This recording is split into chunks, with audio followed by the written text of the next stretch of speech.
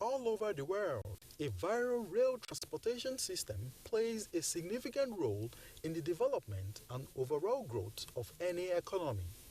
With this in mind, the development of Nigeria's railway system has become paramount under the Buhari administration since assuming office in 2015.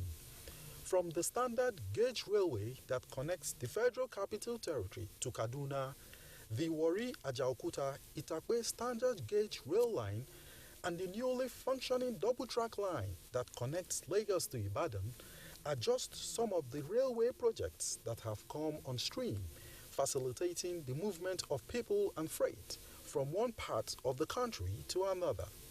Towards further unlocking Nigeria's economic development potentials, work has formally commenced on the $2 billion Kano-Katsina-Jibia Maradi Railway project.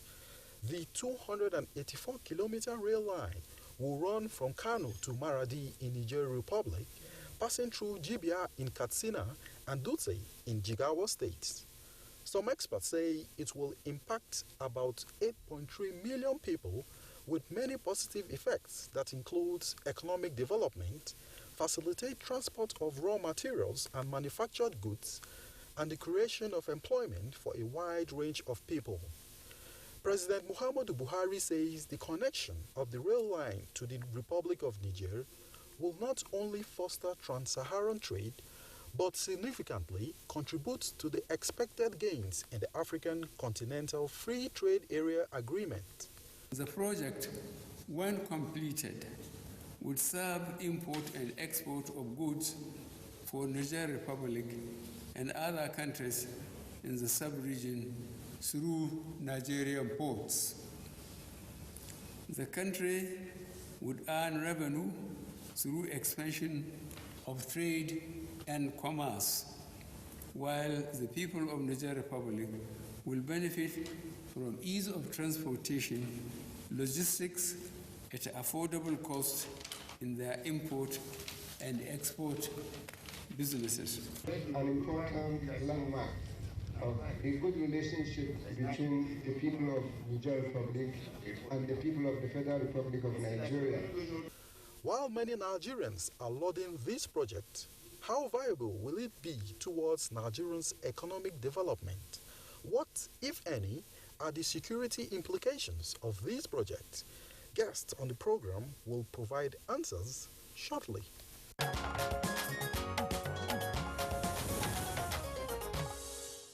Many thanks, Abdusalam, for that package. Now joining us here in Abuja is the Minister. Abuja is the Minister of Transportation, Rotimi Amechi. Thank you so much for joining us. Thank you. We also have in the studio Kashim Ali, former President Council for the Regulation of Engineering in Nigeria and former President, Nigeria Society of Engineers. As always, it's a pleasure to have you join us. Thank you very much.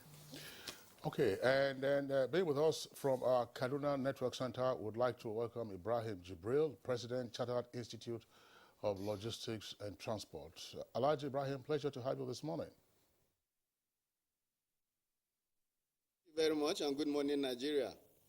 Okay, and joining us via Zoom from Kano, would like to welcome an expert on rail transportation, Nasiru Wada. Alhaji Nasiru, we are delighted to have you with us today. Thank you very much for having me, and good morning, my fellow Nigerians. All right, gentlemen, once again, we welcome you to the conversation. Honorable Minister, our pleasure. The Kano Maradi rail line construction has been flagged off. This took place 2 days ago. Just fill us in into some of the details of this project.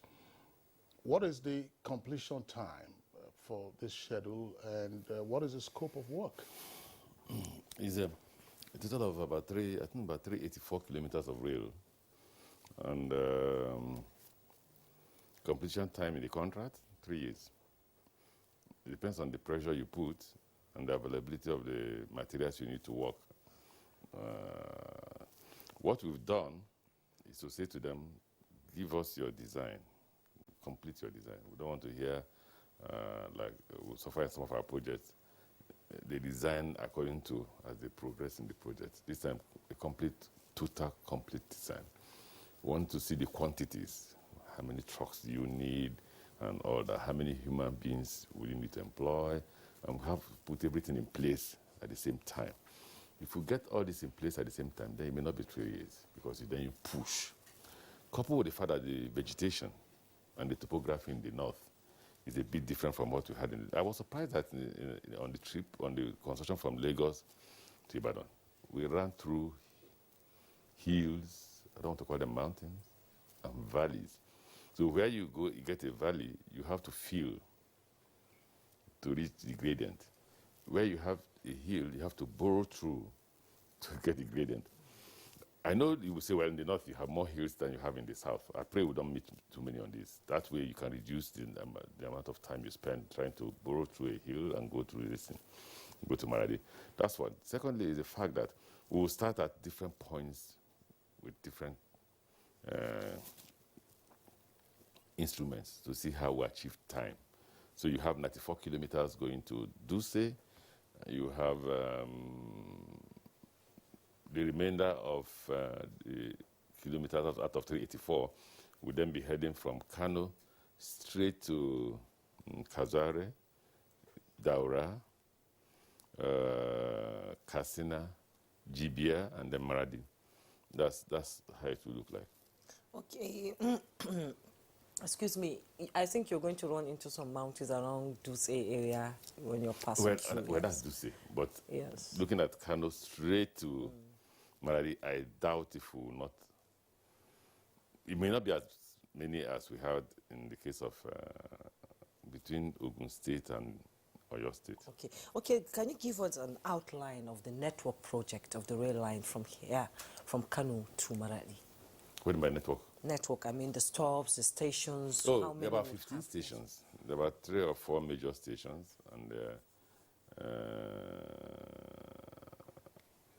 there are about 4 or 5 middle stations, and the rest will be minor stations.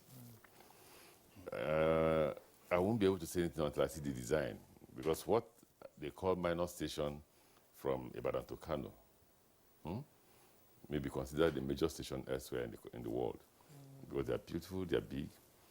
But for us, the major station is, if you've been to Ebute Metta, that's a major station. That's a very big major station.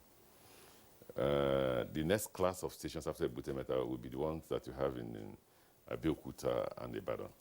So those are the sizes who are also transplanting in Kano Maradi. Okay. Sorry, tell us, sometimes I've heard some slightly conflicting figures. What is the total length of this project? Is it 248 or 384? 384. That includes the one they were giving you was just Kano to Maradi. They're not including Duse. Okay. Duse, that's in Jigawa State. Yes. So the project, well, popularly is referred to as a Kano Maradi rail line, but Duse. But always look on that. You will see from the government, you see, with a branch line to Duse. There's always that phrase, with a branch line to Duse. To Duse. Okay, and the completion time, you said, all things being equal, will be 3 years. Yeah, but like I told you, if we put all the factors in place, then we can achieve it in less than 3 years. Will those factors also include funding? Yeah, that's why once you do, there are 2 ways to go about it. What we've employed is to get what they call bridge funding. So we're going to raise some money to quickly start while we're doing financial close. So that money should carry us to the point where we need a financial close. When we do the financial close, then we won't look back, because money won't be an issue any longer. And one good thing about this project is that it has no counterpart funding. So you won't be waiting for federal government to bring some money. The loan is 100% sourced from ECA with a bit of, the other commercial element will be this one that say we're borrowing 15% of the money to just as bridge funding. The rest will essentially be mostly ECA funding, which is like a concessionary loan. And once you do the financial close, you don't have to do back. You don't come back to federal government and say, give us money for for counterpart funding. That's what delays most of our projects. But the federal government currently has tried, because Lagos Ibadan, the president released all the counterpart funding at the same time. But that was a problem. There was variation or extra job. The extra job included the fact that there were things we didn't take into consideration because you didn't anticipate them. You didn't know that you have to move when you get to the seaport. There were so many pipes that nobody knew who owned them. You have to get experts from Italy to come and even discover where the pipes were and where it was heading to and who owned what. Then the technology of how to build, how to remove them. Removing them means shutting down the entire Lagos for nearly a year. Okay, so how do you build on top of it to make sure that the rail does not impact on it? All sorts of technology. A lot of things we had to encounter. So I don't think we encounter those ones in Kano because you're almost dealing with the virgin land. So you'll just be open and move on. Open and you move on. I'm just wondering, could you clarify for our viewers, when you say financial close for funding this particular project, and yet the project has been flagged off?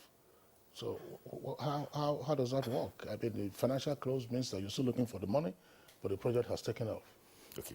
Financial close means that we have seen the money, right? So the Europeans say, oh, no, we don't agree with your EIA. We want to do our own EIA. So you allow them to do the EIA. We've dealt with the issue of terms. We're coming to Cabinet for the Cabinet to approve the terms, right? There are requirements by the European banks, like EIA and other things. When you conclude all that, that is referred to as financial close. Now, by the time you finish all that, take an EIA, it will take you 6 months. Are you prepared to wait till 6 months? No. You'll be losing time because you need to start, you need to complete. So it's okay. While we're doing this financial close, can I get some amount of money? Well, I don't want to disclose that. And then they will lend you that money on commercial terms. So if it's commercial terms, they don't bother about those EIA and all that because it just started borrowing. Then you plow it into the project and you focus on the construction. And meanwhile, what you may likely be plowing into will be what they call front-end engineering, designs, and all sorts of front-end activities. By the time you finish, you probably have gotten your financial close, in which case you will not be requiring any other reason to access the funds. Okay, Honorable Minister, we'll get back to you so that we can talk more about the rail line linking Nigeria and Maradi. Let's come to Kashim Ali. You are the former president of Koren and you were deeply involved in the rail line here in Abuja. What is your perspective and project into the rail line, possibility of it being finished by 2023, and how can it benefit Nigerians? Thank you very much. For me, I'm usually excited when government decide to invest in infrastructure, no matter what type. So I'm excited that this rail line will provide rail services to some communities in Nigeria and terminate at the border town of Niger. Let me take it from Niger. When you terminate it there, the advantage it gives to Nigeria is that you are being a good neighbor. And when you are a good neighbor, there should be reciprocation. That is, now you have created an access for the people of Niger. You say, look, this is one means of coming to Nigeria, a decent means of coming to Nigeria. Please avoid the other illegal routes. That is one way. Because you also a favor to them, because they are able to come straight from Maradi to the ports. They can use our ports more effectively and make profit and get, their dignity will be in place. So we expect from them reciprocation.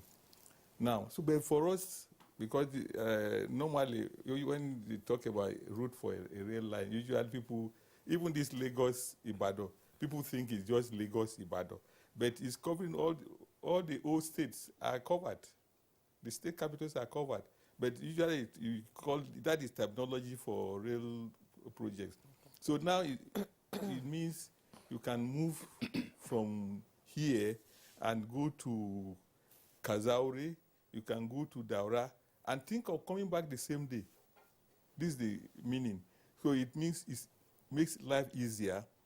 So if somebody tells you that they are slaughtering people in Daura, for instance, you can get off from here using a safe corridor, which is rail, to go to that place and see it for yourself and come back and know that indeed it's not true. This thing from infrastructure, the critical, especially transition infrastructure, it helps a lot to bring about security in any nation. If you look at the history of Kaduna, you know, before McCarthy became governor of Kaduna State, Kaduna was always boiling. Every little thing they boil. But when they did the roads we now use from here to Kaduna, to George, once the road was done and people could move, rumors died down because there was no space. People, you could just go there. If it's something, a 5-minute trip that takes you 2 hours now takes you 5 minutes, so you go and check. So for me, that is my excitement.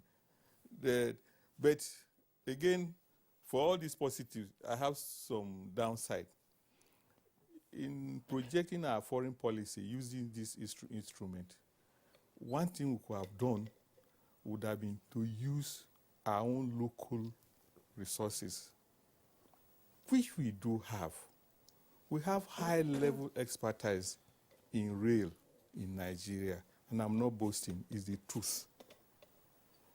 If you go to many rail stations, rail corporations outside this country, in Europe, you have many Nigerians playing leading roles. If you use Nigerians as experts to deliver, by the time you deliver it to Maradi, and the government of Nigeria sees the quality of work done, you could say, why do we need to go out to look for people? Why can't we bring in Nigerians to help us with the internal rail system? That is a benefit to us. In the same manner, we will have resources. We can do our own rail tracks in Ajaokuta. If we invest in Ajaokuta and begin to roll out our rail tracks, we don't need to bring them in from China or anywhere else. And that way also, it helps the country to grow. So for me, those are the low sides of this project. I wish we are using this, but one we can use, the one that the Honourable Minister is within his power to use Nigerian consultants effectively so that they will shine, because they will do good jobs and they will shine, and that could be help to project our country as a whole. Okay, well, thank you very much, Engineer Kashim Ali. But let's go over now to our Kaduna Network Center, where we are like to introduce Ibrahim Jibril, President, Chartered Institute of Logistics. Alhaji Ibrahim, well, the Kano Maradi rail line project has been touted as a potential game changer in terms of logistics with the attendant economic benefits. What are your thoughts? This is very correct. Please let me start by commending the federal government for embarking on this project. This is a project that was initially conceived about 30 years ago in the 90s. And I think it is highly commendable that this present administration has launched it, and we are going to see many positives. As you have said, and as mentioned by Mr. President in his flag-off speech, this is a project that is going to enhance the movement of goods and personnel, people, across Nigeria and into the neighboring countries. And it will be provided for through an end-to-end logistics services. And this, of course, means that there is a lot of economic gains, and that there will be economic or commercial relations between Nigeria and our, not only Niger Republic, but other African countries. Because eventually, there are going to be branch networks that is going to connect us to other African countries, and this would serve as a launching pad and in readiness for the African Continental Free Trade Area regime that is coming up. Because one of the requirements, strong requirements, is provision of transport services. And this infrastructure is going to see us taking the advantage position. Of course, we will take the pioneer position on the already being proposed and is being propagated already by the African Railway Forum, who are already asking for a trans-African railway. And this, of course, if it materializes, is going to be a replacement for our trans-African highways, which never saw the light of the day. And once we have this, Nigeria will have the benefit of having the pioneer position of launching that trans-African railway line. And eventually, and as mentioned by Mr. President, this project is going to cut transverse across about communities with population of about 80 million. So you can imagine the benefits that are going to come out of it, particularly with the development of terminals, real terminals. We are going to see hub markets springing up. And of course, within the country also, we're going to see branch networks coming out of this project. And definitely, with the ACFA, I think we're going to play a leading role with the launching of this project. But there are other things that we must also look at. And I would advise the Honorable Minister to look at the end of this already, the project that we have already started, Lagos Kano project, and we have achieved so much success up to Ibadan. But we should bear in mind that we are running a narrow gauge right now from Ibadan to Kano. And if we are not careful, by the time we finish the Kano Maradi rail line, we will be faced with this problem of decayed rolling stock coming from Ibadan to Kano.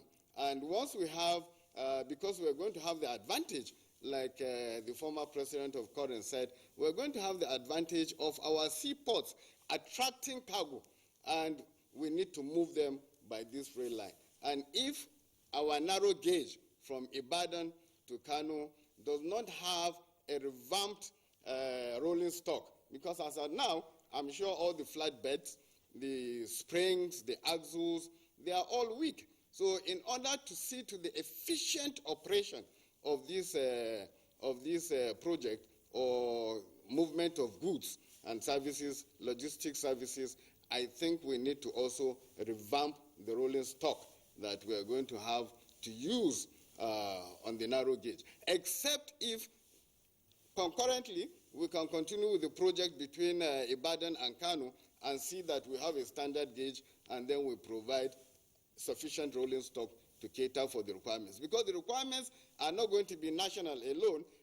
Very soon, with the completion of the project, we're going to see other African countries connecting to that rail line, and that means connectivity and commercial relations between Nigeria and other North African and East African countries. So the advantages are multifold, and I want to believe that if government would guarantee the financial sourcing and the financial flow, I believe this project will be a success, and it will see that it is completed within the scheduled period of time. No wonder that Europe has serious interest in this project because of the advantages that they see it will bring not only to ACFA, but trading with other African countries and Europe itself. Thank you very much. Ibrahim Jibrin, thank you so much for your input. Let's now join Nasiru Wada, an expert on rail transport in Kano. Kano is known to be the business hub of northern Nigeria, and this rail line will open up densely populated areas across from Kano to Maradi. We've been talking about the advantages to the Nigerians. What advantage would we have here in Nigeria, especially Kano, where trade is, awesome and people are just doing their business? Will they be able to expand it and make more out of it? Will the business expand? Economically, what is the advantage Kano will have? Thank you very much. When you look at the historical context of Kano, Kano has been the hub of the trans-Saharan trade route for centuries. Most of our West African neighbors commute into Kano daily to make their purchases and re-export back to their countries. Now, most of these goods, or all of them, are transported by truck. That is one of the most inefficient ways of moving bulk goods from point A to point B. All the great economies of the world were built on railway development. Now, when you look at just the potential market in Kano, the figures are incredible. We have one market. It's called the Dawano market. It is the biggest grains market in the West African sub-region. These grains come in from all the way from Burkina Faso, Mali, Niger, Chad, and Cameroon. We need to have a good trade and transport network in order for our country to achieve its full potential. There has been expert studies previously, especially what we call the next project, which is the Nigerian Expanded Trade and Transport, nicknamed LACAGI, which is Lagos, Kano, Jibia corridor, which cuts across more than 1/3 of the states of Nigeria. So when you look at the Kano Maradi and Kano Dutse project, it should not be considered in isolation. As the Honorable Minister of Transportation has stated previously, the ministry has embarked on a network of railway development geared towards linking all the state capitals of the Federation. Currently, the Kano-Kaduna link is also being undertaken. The new Warri port is coming up. There's the central line, which runs from Warri to Abuja, and which will enable it to link with the Lagos-Kano line. So Kano stands to benefit. Kano is the center of commerce in Nigeria and in West Africa. So you find Kano people with its teeming population are naturally commuters and like to travel in order to engage in their commercial activities everywhere in the country. The number of containers that flow into Kano, we just don't have the statistics. But once the rail lines get going and the linkages are completed, the economic benefits and the social impact is going to be tremendous. Niger and Nigeria are natural brothers. The current borderline is an artificial borderline that was man-made, but the culture and the trade relationships date back centuries. Currently, you have our businessmen traveling to Maradi daily to conduct business, and vice versa. You can imagine what it means to travel by road and to transport your goods by road versus using the efficient means of rail transportation. So the social and economic impact of this project is immeasurable. And we are very confident this project is now a reality. And the people, it's not only Kano people, but all our neighbors from Zamfara, Sokoto, from Borno, Taraba, everybody will benefit from the efficiency of delivering these goods from the farms to markets, from the factories to the consumers, etc., etc. All right. Thank you very much, Alhaji Nasiru Wada. I still want to stay with you because you raised the issue of the Lakaji project, corridor, if you like. Some years ago on Good Morning Nigeria, we actually took on that subject, and I recall that Emmanuel Ejewere was one of our guests, plus a certain gentleman, I'm not quite sure which organization he is from, a Caucasian. The attraction of the Lakaji project was well articulated on that occasion. Now, I would like you to weigh in on the point made by Ibrahim Jibril with regard to perhaps, maybe let's, for the purpose of a layman's language, you would say transitioning from the narrow gauge, say from Ibadan to Kano, into the standard gauge.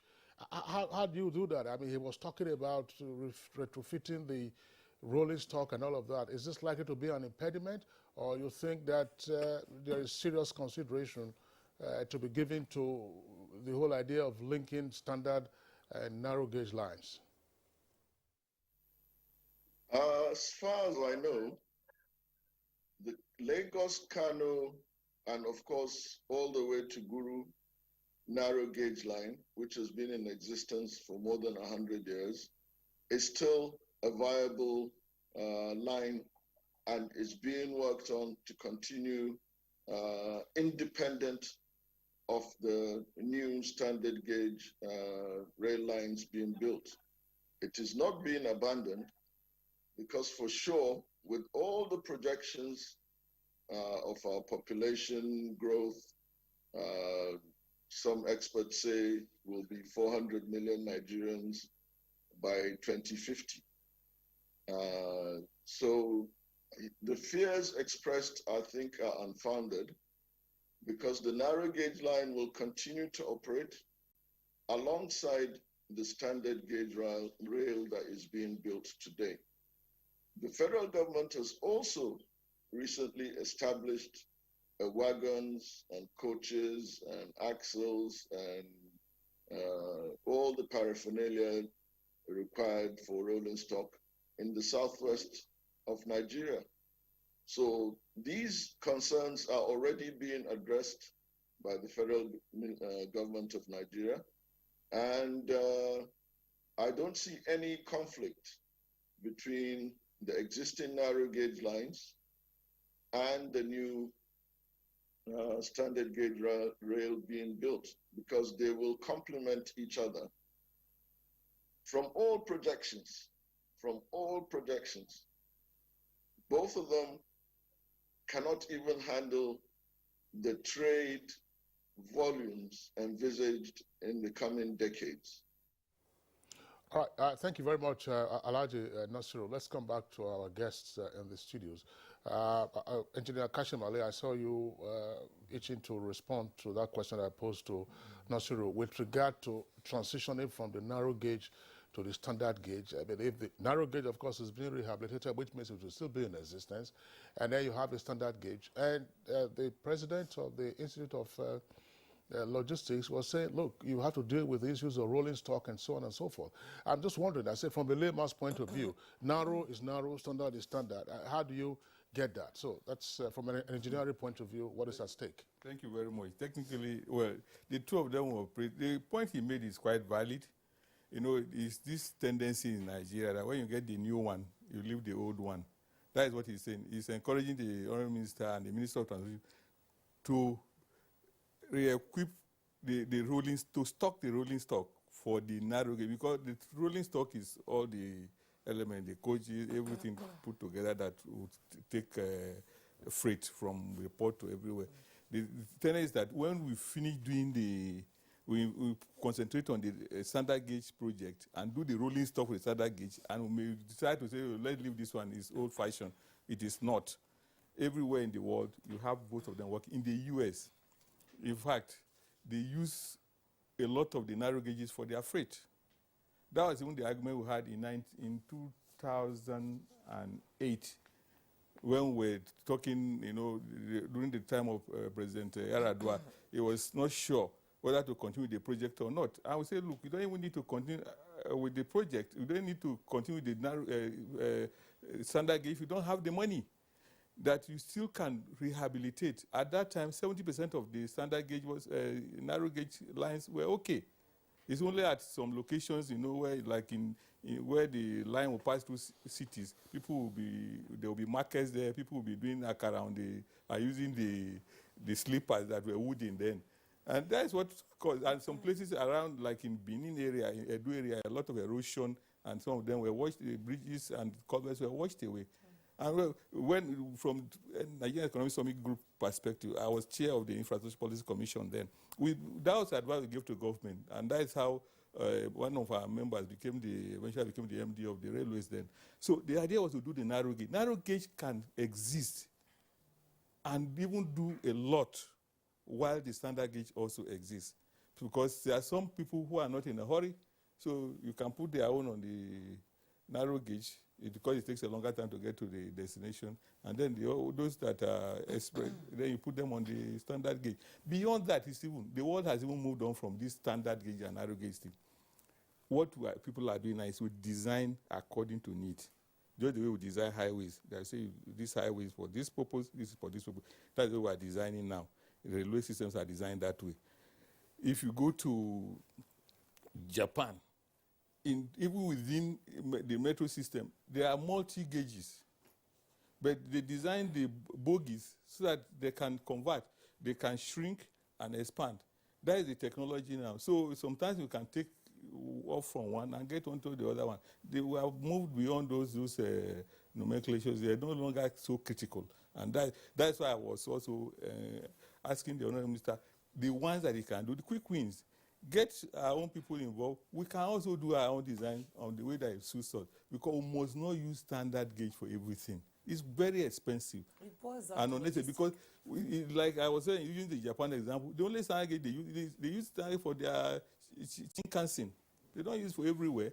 We don't need to use standard gauge everywhere. We need to need multiplicity of standard gauges so that we can deliver service at economic cost. All right, Honourable Minister, what's your response to the issues that have been raised? In particular, the concerns expressed by Ibrahim Jibril concerning acquisition of rolling stock for the narrow gauge and the progress that will be made on the standard gauge. I think they are all of the two of them are all correct to an extent. The first position is that he came close to the conclusions that the ministry had taken. The conclusion the ministry had taken is we are not building, we may likely in future, I don't know about now, build a standard gauge from Port Harcourt to Maiduguri. But for now, before March or by March, we'll do the groundbreaking for the Port Harcourt Maiduguri. And what we're doing in Port Harcourt Maiduguri is reconstructing. We're going to yank off the old narrow gauge and replace it with a new narrow gauge so that we can see whether we can stretch it to 100 kilometers per hour.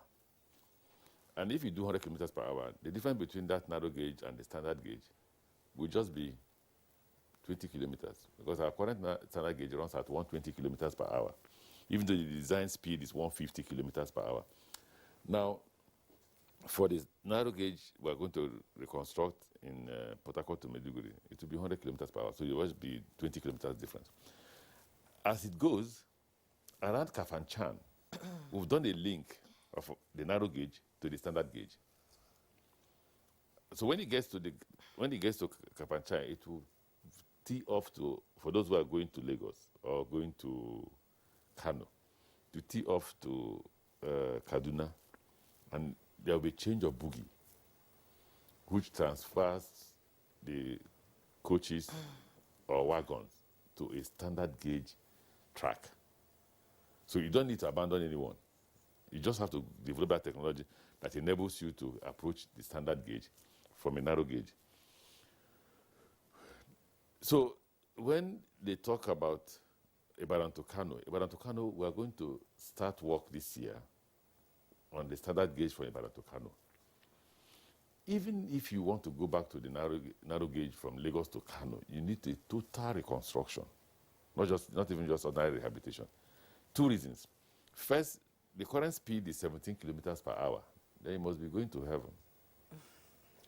So that again. Did you say 70 or 17? 17 kilometers per hour. 17. So it must be a very rich man who wants to sleep for 3-4 days on the road. Yes. Right? Because if you go by standard gauge, by 7-8 hours, you're in Kano. So what it means, the implication therefore is that we must rebuild the narrow gauge, just like we're rebuilding the Port Harcourt Maiduguri. We must rebuild the Lagos Kano narrow gauge, which goes up to Nguru and all those axes. And in rebuilding it, then you increase the speed from 17 kilometers per hour to about 100 or 80 kilometers per hour. One of the things that will happen in that reconstruction is that all those days, in the olden days, you avoid the hills. So it's longer because the technology then was such that couldn't approach hills, burrow through the hills and all that, burrow through it and all that. So if you see what the government is doing, what we are doing is we are implementing the modernization program initiated by the Obasanjo's government. In fact, if you look at that program, it's almost nearly abandons narrow gauge. It says, focus on the standard gauge and first rehabilitate the narrow gauge while focusing on the standard gauge. When you finish the standard gauge, it doesn't give an answer to the narrow gauge. What the Buhari's government is doing is to say the two of them can run at the same time. The two of them can run at the same time. All you do to this is total reconstruction while you're building a new standard gauge. So that's what will address that. Like I told people in Katsina, the Kano Maradi will be useless if we don't complete the Lagos Kano. The Kano Maradi is an ECOWAS project. The Lagos Kano will take your good up to Kano. So if you're coming from Maradi or you're going to Maradi, there must be a transfer of goods if it's not one headed to Maradi. Or even if it's one heading to Maradi, then it doesn't need to stop at Kano, it just continues to Maradi. So it's essential that we build the standard gauge from Ibadan to Kano, and we'll start it this year. Okay, there have been calls for... We have even started, but what we've not seen is the physical movement of caterpillars. And what is the proposed time frame for the Ibadan Kano project? I'm black like you. I'm not Chinese until we get the loan. The fragment has released $218 million, so they are doing the front-end engineering, which they have almost concluded. They've even designed the stations. What we're doing this time is not like what we did in Lagos Ibadan. What we did in Lagos Ibadan is finish the track, then you go to stations. Finish the stations, you go to communications and signaling.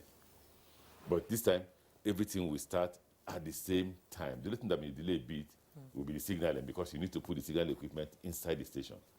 But as you're building the track, you're building the station, you're doing everything, electricity. Then when you finish the stations, you then can do signaling. So we're hoping that this year, before the middle of this year, we should be able to get the loan. Once we get the loan, we'll commence construction. But the federal government has released money for us to start. So what they've done with the money is to invest it in front-end engineering.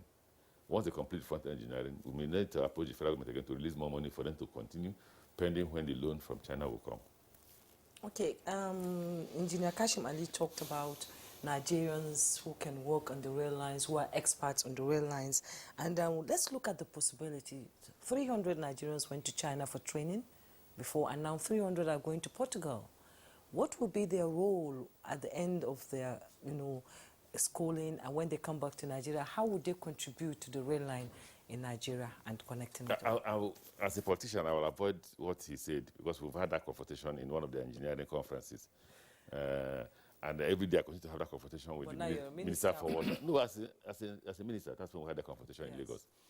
And as a minister, I've had the same confrontation with my colleague, Minister for Water, over the role Nigerian engineers can play. And I will leave it at that. Let's leave it at that. But let me focus on why we sent Nigerians to go for training. You see, there are different... I agree with them. They say it's mechanical, it's civil engineering, it's electrical, electronics, and all that. It doesn't end that way. There are a lot more to it. There are peculiarities to the rail engineering from China as opposed to rail engineering from Russia. You'll agree with me that Russians don't just use standard gauge, they have wider gauge. There's also a bit of that difference when you apply it to the rail engineering in America. So what we've done, okay, Chinese, you've provided us with this technology, but we won't let you to go. You have to train our people. So they are training 300 persons. Give us a university. They are building a university in Daura. I was there 2 days ago in Daura. After Katsina, I drove to Daura. Now, the essence of that university is that they will train some Nigerians in China and bring them here as teachers. They will run the university for 5 years, pay the salaries and all that, and then hand over to the federal government. The same arrangement we have with the Portuguese company. Look, you take 300 Nigerians to Portugal to train. While training them, you are building a university in Ubima. And that's my village, by the way. So I'm getting those who want to criticize to begin now. So the university at Ubima will then train Nigerians. This one person will come back and train Nigerians. But the difference between the university at Ubima and the university in Daura is the university in Daura is specialist. While that in Ubima will be multidisciplinary. Okay. So at the end of the day, you produce more persons that you throw into the engineering, into the railway engineering. The next thing we've done in this regard, is to construct a factory at Kajola, which is ongoing now, to be able to produce coaches, locomotives, wagons. And I continue to say, when Nigerians hear locomotives, they think it's olden days engines. The engine of a train is referred to as locomotive, whether it is aerodynamics or whatever you apply, whatever technology you apply, it must be called a locomotive. So that site at Kajola will produce locomotives, coaches, and wagons, so that we can stop importing, we can buy from Nigeria directly. That's what we do. Oh, okay, I just wanted you to also speak to this point, since you're talking about training of engineers. There were reports at the time that there seemed, to have been some issues with regard to the nominations of the students who went to China.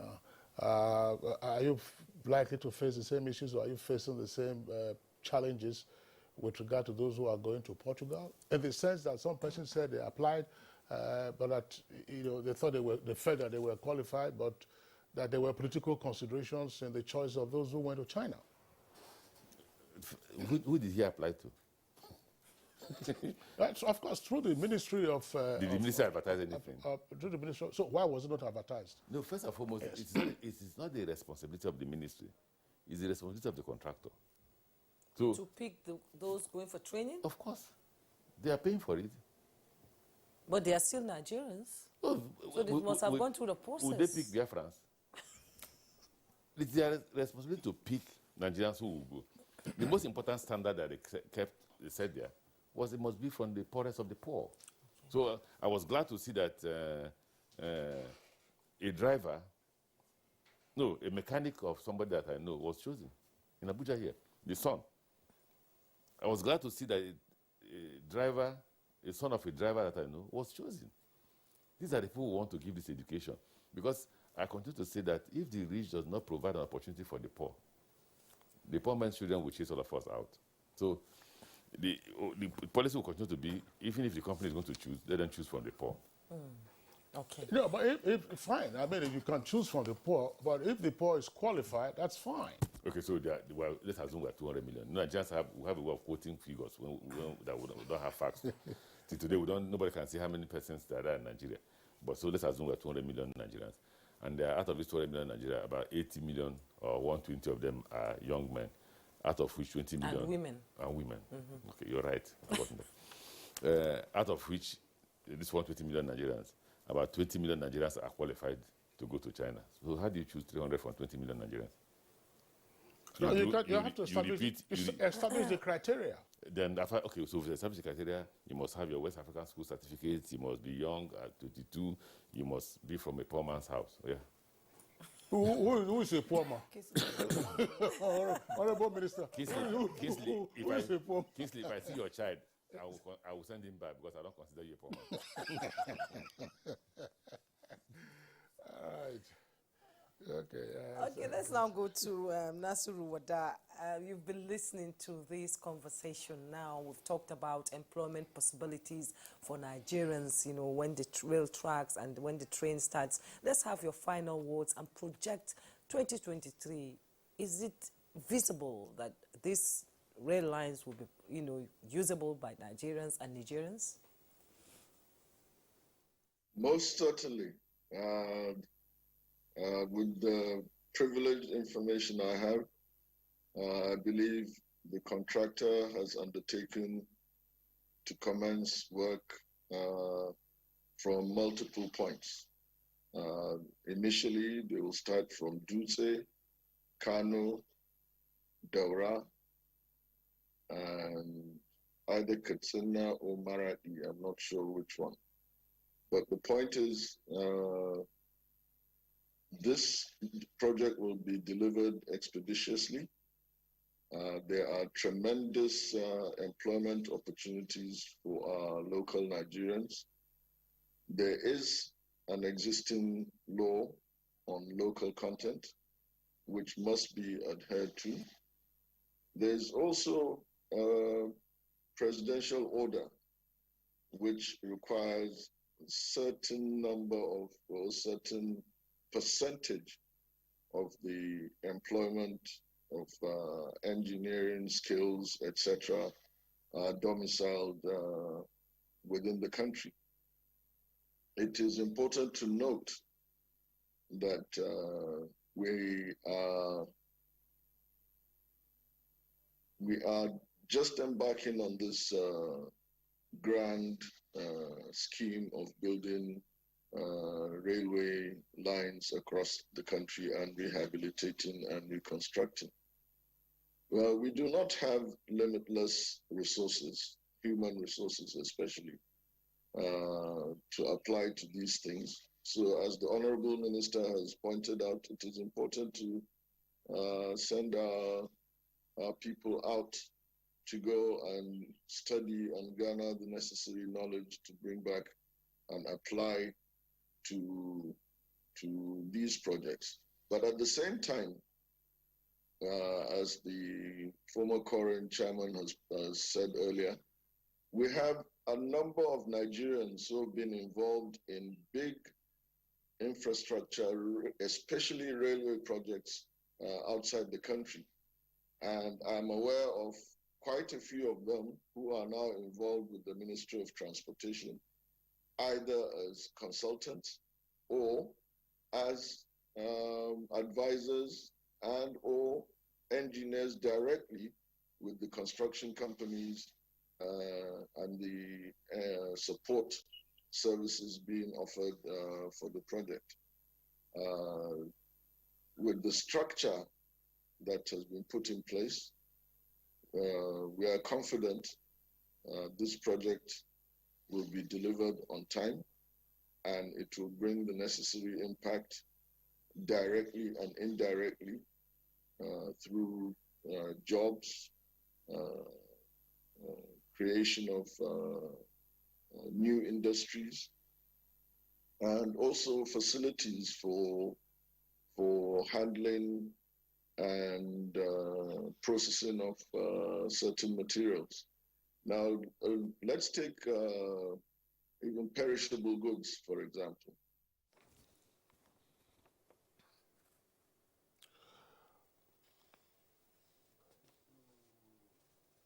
3 days to get it to Lagos by road, and by the time you get there, more than half of it is rotten. But when you can load your produce there, you pick your produce in the morning, load it on the train, and by nightfall it's in Lagos. Voila, you know, we have a good source of fresh vegetables for the whole country. The Minister. All right, Alhaji Nasiru Wada, a rail transport expert, would like to thank you for being part of our conversation this morning. You joined us via Zoom from Kano.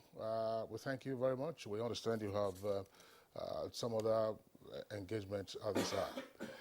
All right, you're still watching Good Morning Nigeria, and we are reaching you on the network service of the Nigerian Television Authority. We'll take a short break now. When we return, we'll continue with the conversation. All right, you're welcome back to Good Morning Nigeria, and we're still here in our Abuja headquarters studios.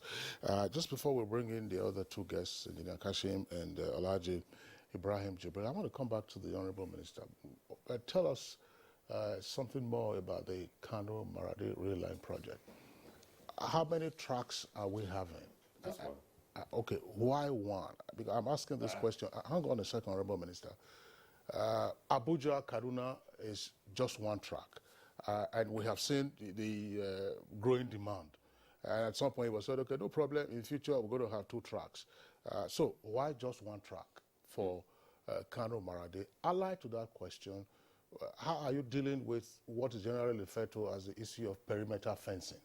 Because we have seen stray persons, stray animals on the Abuja-Kaduna rail line.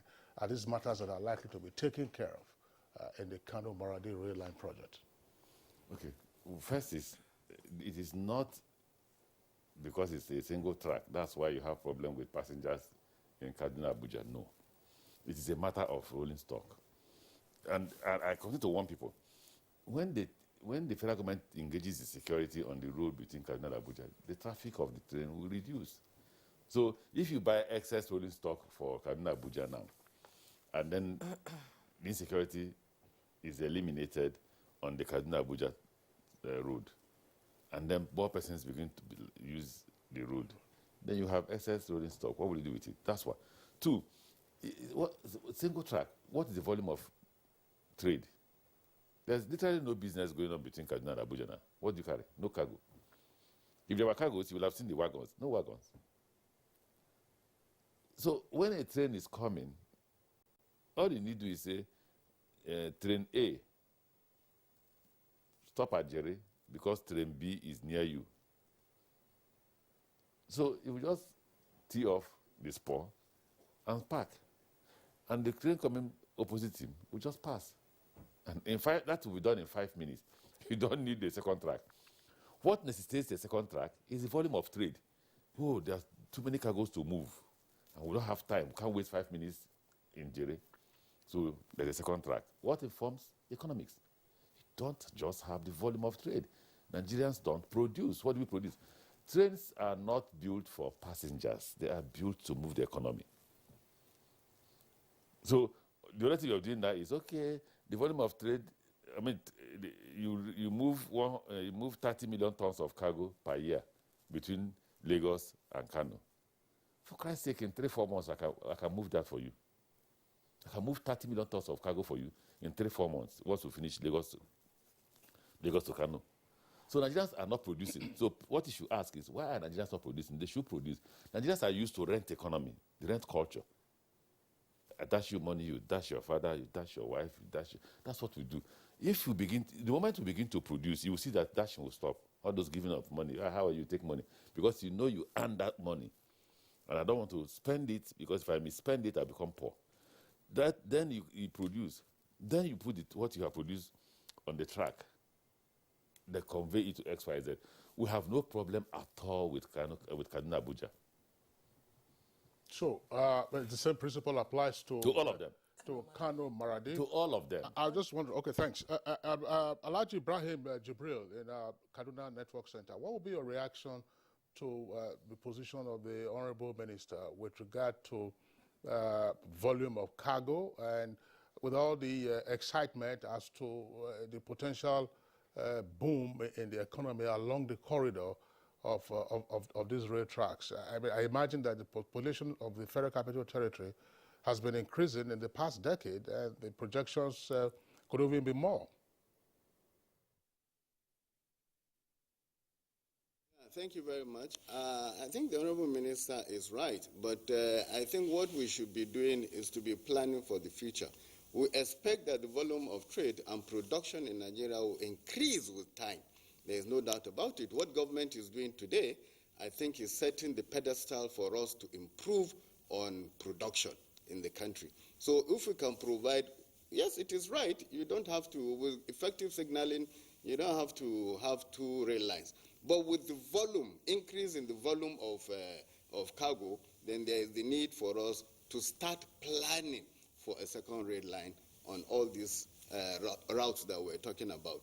The main essence of having the Itakpe-Warri rail line is cargo, but unfortunately it's still running as a passenger service. And we have to generate more cargo. We have to encourage the attraction of cargo to Warri Port. With deep sea port coming up, and I think we will have some improvement on the cargo that comes via that route. Having said that, I also want to add that with regards to the training that mentioned by the Honorable Minister, I would want to suggest that the Honorable Minister put some arrangement in place that will position, since we're looking inwards, that would position the Nigerian Institute of Transport Technology to be providing management and operational training, at least at management level, so that we can come back inwards and have some of this, the provision of some of these services under your same ministry. And I think it will help us a lot, since the other technology, technicians, and degree programs are being done in China and other countries. So I think that would position us in a better light to be able to train our locals, to provide management training, and train the trainer programs as a multimodal training institution in Nigeria. Having said that, I also want to say that this is by way of advice. And as I mentioned earlier, the government must guarantee that financial sourcing and, of course, financial flow. Having hitch in that area will see us not achieving the deadline or the completion of the project as scheduled in 3 years' time. So the financial flow is important, and government must put an eye on that and make sure that it does not flutter in any way. And then, of course, another advice has to do with politics. National and international politics are areas that I advise government to put an eye on, so that we don't get to experience what we have experienced in other projects, and that will cause the derailment of the implementation. Thank you very much. Okay, thank you so much, Ibrahim Jibrin. Let's now come back to the studio. Kashim Ali, you've been listening to the minister. We're discussing during the break, and looking at the possibility of this rail line, the excitement of the communities along the way, and creation of jobs for teeming Nigerians on that rail. And how will it impact on the job employment in Nigeria for our youths? Thank you very much. But before I get there, let me say what the minister talked about, and then Jibril talked about also. I wish I could share, I could agree with them, but I don't. You see, Nigeria, our indices are not very clear. Often you hear economists quoting indices, telling us how our economy will perform, and we meet some of those conditions, and the economy is still where it is. It means our projections are always wrong. I'll give an example. Telecommunications. When we wanted to start GSM services here, the first people that were contacted were the South African, I've forgotten the name of the leading firm in South Africa, then the leading service provider in South Africa. They said Nigerians will not be able to afford it. They just looked down on us and refused to come. And MTN, which was the second biggest in South Africa then, came to Nigeria. And today, MTN is the biggest in Africa, because there was an underestimation of the Nigerians' capacity. Look, Nigerians are hardworking, and I say that with all sense of responsibility, because growing up, I know that there are many villages where people provided things for themselves way back. Today, they are even the amenities that existed in communities before no longer exist because of government intervention. Communities had water supply, they had sanitation, they were having good sanitation in their communities by self-regulation before government intervened and destroyed all those things. So if you create a platform for Nigerians to thrive, they will thrive. If you start today to say that you have we say, look, put the rail lines in place in many communities, you see industries thriving where you never expected. So I believe, yes, if there's paucity of resources, yes, you do. But let's be futuristic to say that even where we are putting a solar line today, we're going to have it double tomorrow. We must have that in plan. There must be that corridor reserved so that when we want to do it, it will not be a problem. Because I know the Nigerian economy is going to explode and the whole world will be running after us. They won't be able to catch us because Nigeria's spirit is there always. Having said that, I think it's opportunities that come with railway. Railway lines come with all sorts of opportunities. For instance, if you look at the rail lines attract human beings normally by the nature of rail line. Most communities are built around rail line. If you want to know, take a line through the bush and give that line just a few years. Communities will emerge there and that creates the ridership. Even estates are built around railway lines, corridors, railway corridors. Hong Kong was the first to make profit in mass transportation in railways in the world. They were the first. And what did they do? What was the trick? At the terminals, they had malls. And along the line, they built estates. So they had estates and they created ridership. So from economic point of view, rail lines create wealth. And it creates wealth normally comes together with employment. So that is what we stand to gain from what is going on.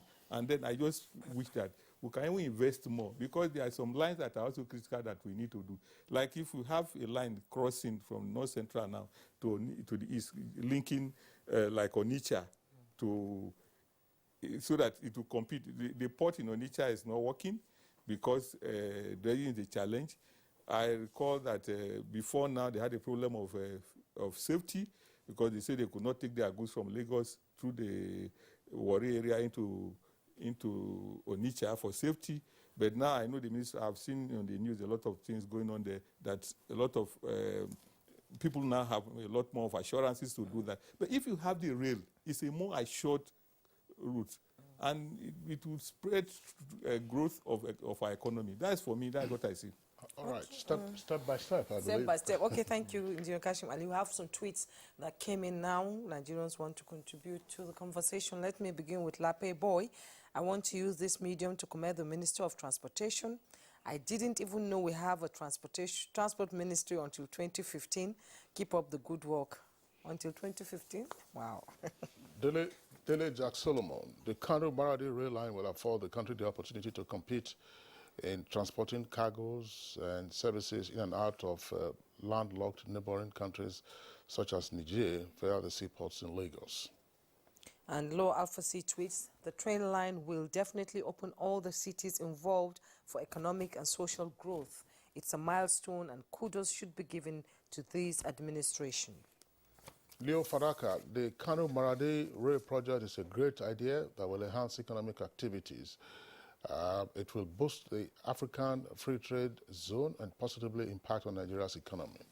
Ibrahim Abdusalam Bello, IBBS, this is really commendable. The benefit of this initiative is enormous in areas such as economic development, job creation, and reduction of stress on our major road, to mention but a few. Festus Akimboyawa, linking Kano to Maradi by line is a product of strategic thinking and should be applauded. Okay, Mike Anyako, now that Kano Maradi rail line will impact significantly to economic development in Nigeria is not an understatement, but our law enforcement agencies must redouble their efforts to protect our country from illicit transactions as well as undocumented immigrants and criminals. Now, this is Dada Stephen, who goes by the handle Steve Bond 007. The Kano Maradi rail project is good, but the government should have focused on rail towards Benin Republic. Trade and exchange there is far greater and more economical than Niger Republic. You know, Sir Idris, Kano Maradi rail will impact people of that corridor positively. I foresee boost of trade between Nigeria and Niger Republic. Also, cost of transport and commodities will reduce drastically. Mutana Farouk, potential economic benefits of the Kano Maradi line would be enormous if well managed. However, it may further exacerbate the porosity of our borders and perhaps give room to foreign funders of insurgents to fast-track their nefarious activities. But Amasi Haruna Adamu tweets, it will generate more revenue for the government, give room for employment and ease the transportation deficit in the country, among others.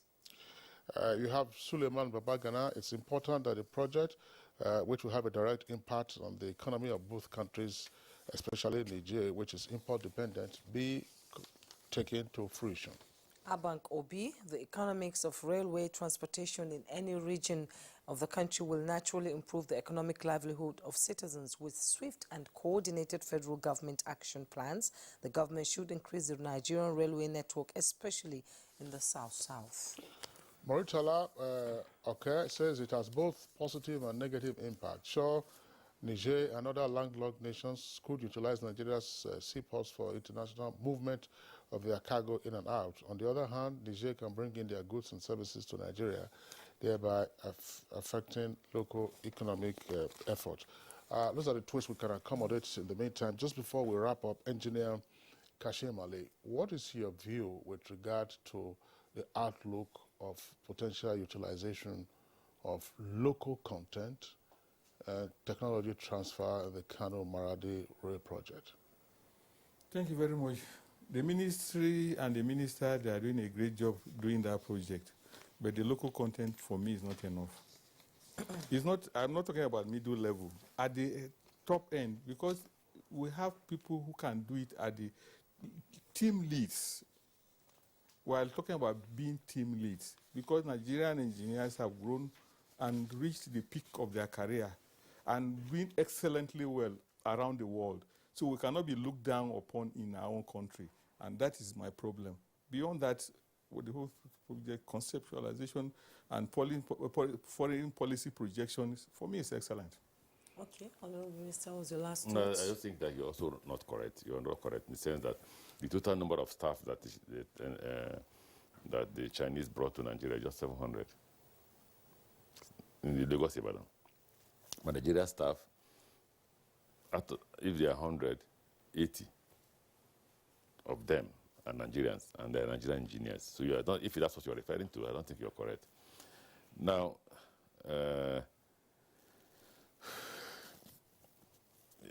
when it comes to railway engineering, maybe I should say this. I will say it mildly. Even the Kano Maradi is put together by Nigerians. I hope you know that. Which team is that? The Kano Maradi as a contract is put together by Nigerians. But I want to say one thing. See, Nigerians put them together and they just act like commission agents, bring foreign partners. You get the point? But if it comes to employing Nigerians, Kano Maradi will employ. The Chinese one will employ. I'm sure you know that Kano Maradi, Nigerians are in charge. And they are good engineers. They will hire Nigerians and move with it. If Nigerian engineers do what the people in Kano Maradi did, they will get the contract because it's competition and funding. Now, I've forgotten the last thing you said about, I don't remember what you said before I wanted to respond to. Well, the use of Nigerians in diaspora who are engineers and have... They should come. They will employ. So is it a comment? Can we also not have a deliberate policy of headhunting? Headhunting for what? For experts. For their skills and expertise and experience. When the skills exist. You headhunt when you don't have the skills. They are employing Nigerian engineers, mechanical, civil, electrical. So why are you employing those ones who go out and hire? In other countries, it's Nigerian engineers should be employing people, which Nigerians should be employing, not Nigerians being employed. What do you mean by that? The ministry employs? No, not the head of no. I don't understand what you mean. The project. They are asking if what he's trying to tell you, which is not coming out, is that we should give them the contract. Compete. You see, I always tell them, show me that you have the necessary, because the Nigerian government will look at Nigerians and say to hell, for Christ's sake, I'm a Nigerian. What will the Chinese man do for me? Am I going to be white tomorrow? Am I going to be a Chinese tomorrow? It's impossible. Now, for the federal government, the Nigerian economy cannot grow unless you hand power back to Nigerians. And when we mean power, we'll be talking about economic power. Until the Nigerians are able to spend. You see, when you talk about population is irrelevant if they have no spending power. China can shut down relationship with anybody because they are the market. They have 1.4 billion persons. They produce, and the 1.4 billion persons will buy. So for the Nigerian government, that is our intention. But currently, what you have in Nigeria is a rent culture. Let one Nigerian who has a big company that wants to control the railway come forward with the company, we'll give him contract tomorrow. Okay, Honorable Minister, on that note, we thank you so much for coming on Good Morning Nigeria. Minister of Transportation, Rotimi Amechi, it's been a pleasure having you. And from our Kaduna studio, Ibrahim Jibril, President, Chartered Institute of Logistics and Transport, thank you so much for your contribution on the program. And in our studio, we have Kashim Ali, former President Council for the Regulation of Engineering in Nigeria and former President, Nigeria Society of Engineers. As always, your input is appreciated. And we also, Nasiru Wada left us early for an appointment, an expert on rail transportation. We also thank you for his contribution. That's Good Morning Nigeria for today. Do join us tomorrow for another edition. Remember to stay safe. I am Juma Yusuf. And I'm Kingsley Osadola. Have a nice day.